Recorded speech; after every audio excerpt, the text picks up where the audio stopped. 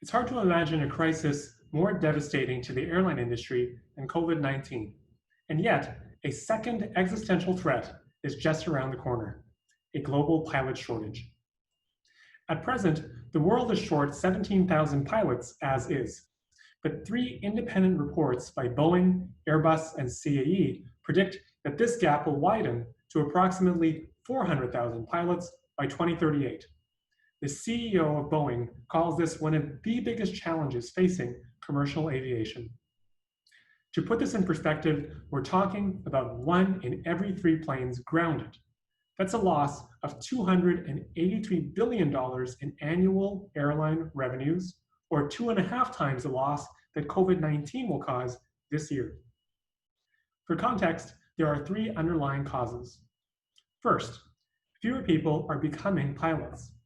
Flying has lost its glamour from the 70s, with tuition fees and length of training now comparable to law school, but for less pay, prestige, family time, and more jet lag. Second, baby boomers are retiring. The median pilot age is 48 years old, with almost half of all current pilots reaching mandatory retirement in the next decade. Finally, demand for air travel is growing steadily at 4.2% per year. Even with COVID-19, the International Air Transportation Association expects demand to recover by 2024 and triple by 2038 due to emerging economies in Africa and Asia. Sum these effects and you're left with a large gap between supply and demand. So how did we get here? The problem begins in the 1980s. Autopilots drastically reduced crew workloads, eliminating the role of the flight engineer while still requiring humans for certain tasks and emergencies. This trend of automation has diminished job appeal to prospective pilots ever since. Then, in 2013, a series of deadly crashes prompted regulators to introduce the controversial 1,500-hour rule, requiring pilots to attain 6 times the previous flight experience to become certified.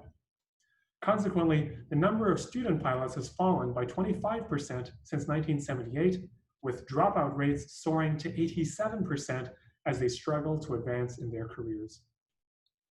Past attempts to mitigate this shortage include increasing the retirement age from 60 to 65. But these measures only delay the inevitable without addressing the fundamental recruitment issue. Since the US increased its retirement age in 2007, commercial pilot numbers have remained stagnant while demand has continued to grow. Governments have also made certain loans available to student pilots. But these measures provide only partial coverage and do not address the slow career advancement.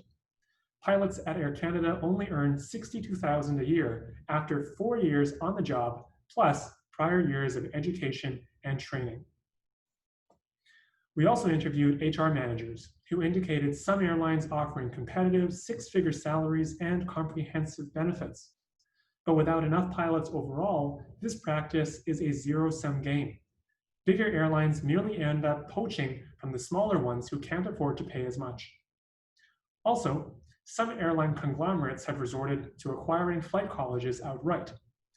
These efforts have made it much easier for pilots to land a job, but the shortage is in the number of pilots, not jobs. There just aren't enough personnel to go around. Then there is the question of automation. Airplanes are being built with ever more sophisticated autopilots. It's estimated that on average, less than 10% of any given flight is spent under human control.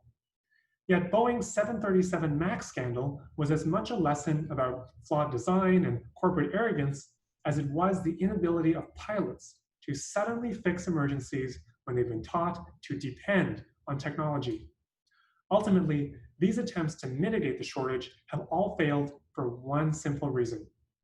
Every organization has failed to empathize with the changing nature of piloting itself, and no amount of loans, job openings, or partial automation can overcome a simple lack of career appeal. So to recap, there's a pilot shortage, and it's only becoming worse. In closing, I want you to remember that this shortage is not just a problem for the airline industry. Airplanes move 60 million tons of cargo and 4.5 billion people each year, supporting 11% of global GDP. If this was a country, it would be the 3rd largest after the US and China. We believe solving the shortage is not just a great business opportunity, but a chance to quite literally avert the next economic crisis.